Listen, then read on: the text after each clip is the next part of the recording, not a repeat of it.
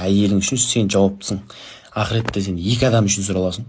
Ертең егерде жаңағындай хиджаб киіп дұрыс жүрмейтін әйел болса, онда үйленбей-ақ қойған дұрыс деп ойлаймын. Жанымды менің жаулаған қызыл раушан.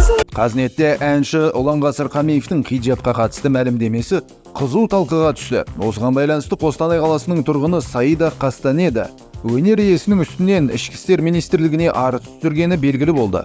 Хиджаб арабдікі, неге адасасыздар, оның бәрін шешеді әйелдер бір күні дейді. Шешпейді.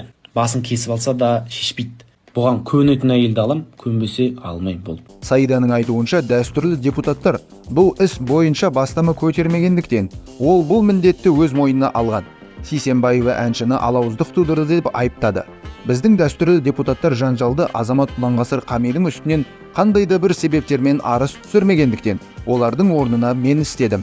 Бүгін өтініш арқылы Ішкі істер министрлігіне Қазақстан Республикасының қылмыстық кодексінің 174 бабына сәйкес әлеуметтік және гендерлік алауыздықты қоздыру, әйелдерге деген өшпенділікті қоздыру және әйелдерді, қыздарды өз күйеулері, бұрынғы күйеулері, жігіттері және туыстарының өлтіру мен ұрып-соғуын ақтау туралы мәліметтерін тексеру туралы арыз жаздым. Арыз тіркелді, сондай-ақ қандай да бір іс қозғала ма, әлде әдеттегідей бола ма, көреміз, деп жазды ол Facebook желісінде.